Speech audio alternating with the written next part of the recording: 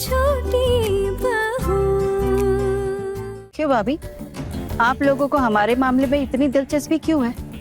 हमें तो आपके किसी भी काम में कोई दिलचस्पी नहीं है। हाँ, जो लड़की 2 दिन बाद आने वाली है आज आ जाएगी तो क्या हो जाएगा? हर पोल्टू, तू खड़ा खड़ा यहाँ क्या सुन रहा है ये सब बातें? चल चलते हैं, हमें और भी बहुत काम है।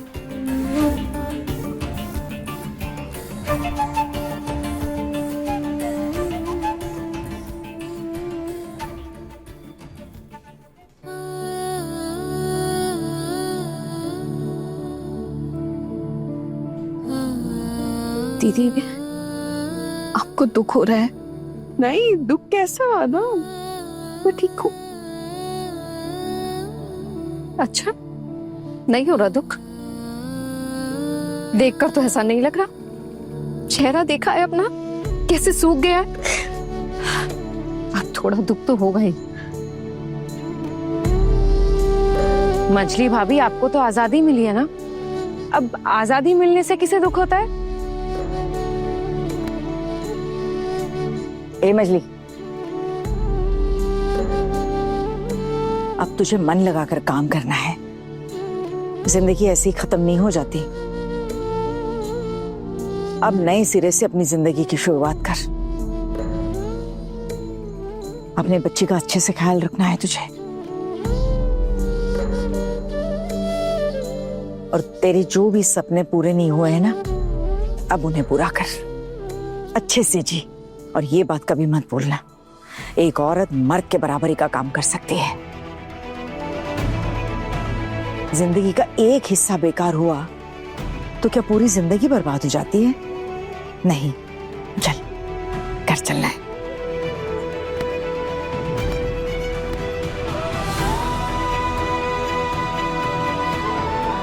अब क्यों रो रही है?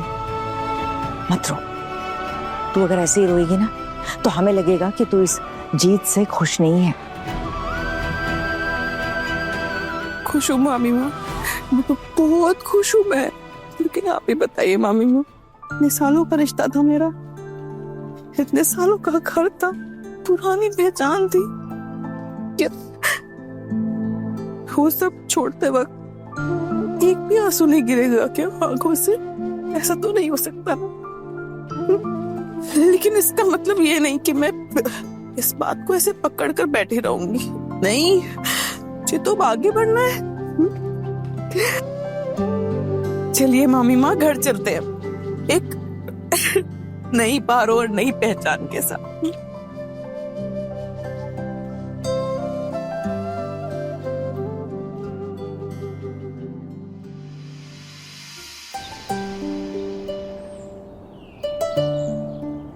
बड़ी माँ। क्या है टुकुन? बड़ी माँ, पिशी मुनि ने तो काफी मेहमानों को बुला लिया, इसलिए मैं शादी को तो रोक नहीं पाया। और चाहे कुछ भी कह लो, अब मैं अपने ही घर वालों को पुलिस स्टेशन के चक्कर तो नहीं लगवा सकता। इसलिए आज ये लोग मेरे हाथ से निकल गए। फिर पोल्टू दादा को शादी भी आज ही करनी है, क्या ही कर सकते हैं। हाँ, पिशिमा और माँ तो मुझसे भी कह रहे थे कि मैं जाके शादी में शामिल हो जाऊं। माँ, पिशी मुनि मुझे भी बोल रही हैं, कह रही हैं पोल्टू तेरा अपना ही भाई है ना, और पहली पत्नी से तो उसका रिश्ता टूट ही गया है, तो क्या वो अब सन्यासी बन के रहेगा? दूसरी शादी करने में क्या दिक्कत है?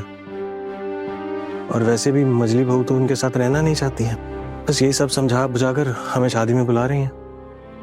खोकन, अब तुम लोग बड़े हो गए हो, तुम लोग अपना अपना फैसला ले सकते हो। तुम लोगों को क्या करना है क्या नहीं ये सब तुम खुद ही तय करो।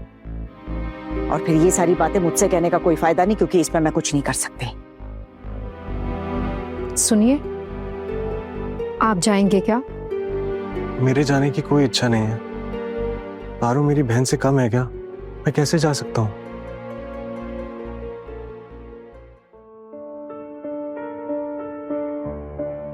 दादा भाई, टुकुन भैया, आप लोग चले जाइए। वैसे भी शादी तो हो ही रही है, नई दुल्हन तो इस घर में आने वाली है।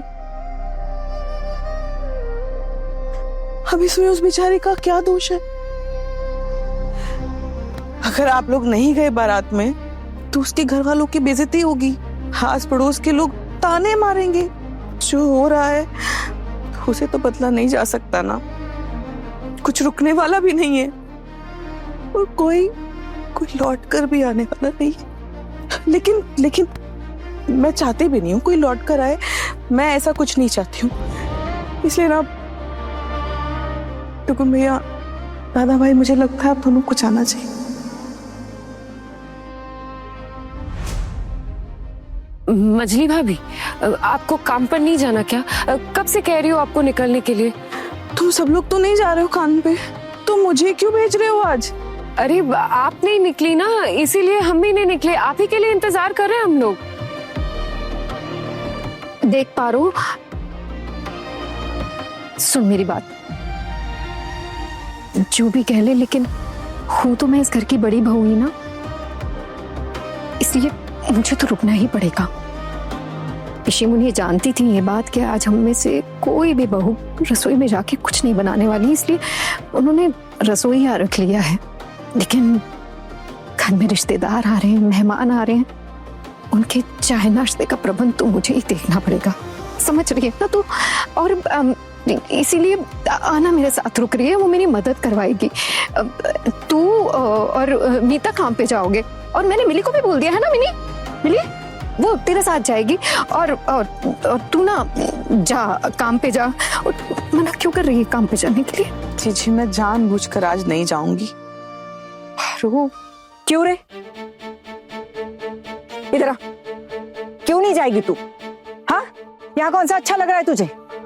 सुबह पोल्टू की हल्दी की रस्म हो गई है, उसके दोस्त आए, घर में हजारों मेहमान आए हुए हैं, रिश्तेदार आए हुए हैं, सब लोग तुझसे हजारों सवाल पूछ रहे। क्या अच्छा लग रहा है तुझे इसमें? मामी माँ, इन सवालों का सामना ही तो मुझे करना है ना। ये तो बहुत जरूरी है मेरे लिए। इसी से तो मुझे पता चलेगा कि मैं अब मजबूत हो गई हूँ। इन हालातों से भागने का कोई फायदा नहीं है माँ। मैं ना अपनी आंखों से देखना चाहती हूँ, उन्हें भी देखना चाहती हूँ, और आने वाली लड़की को भी देखना चाहती हूँ। वो लोग मेरा सामना कैसे कर पाएंगे? उन्हें जरा भी बुरा नहीं लगेगा क्या मामी माँ? तेरे पति को बुरा लगेगा या नहीं, ये सोच रही है तू? तू जानती नहीं है क्या अपने पति को?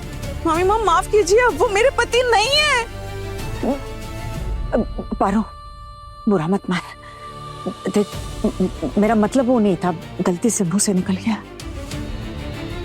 माँ, मैं उस इंसान को जानती हूँ, उन्हें ना रत्ती भर भी फर्क नहीं पड़ेगा। लेकिन मैं ना, वो जो आने वाली लड़की है ना, उसे बिल्कुल भी नहीं जानती हूँ। शायद उसे थोड़ा फर्क पड़ जाए। मेज दीदी, अगर वो लड़की वाकई इतनी अच्छी होती ना, तो क्या ये सब कुछ जानते हुए वो इस घर में आना चाहती? मेरे बौभात में भी तो आई थी ना, क्या मुंह लेकर आई वो उस दिन? जानती थी ना कि आप होंगी यहाँ। थोड़ी सी भी इज्जत की उसने आपकी? खैर मेज दीदी, आप ये सारी बातें छोड़िए ना। आप देखिए हमारे हालात कितने बदल चुके हैं, धीरे धीरे ही सही, लेकिन बहुत कुछ अच्छा हो रहा है हमारे साथ, है ना? देखिए अब जाके खुद को संभाला है हम लोगों ने। तो अब ये सारी बातें छोड़िए, हाँ, और चलिए अपने काम पे चलते हैं। मैं ना आज उन्हें धूला बनकर जाते हुए देखना चाहती हूँ।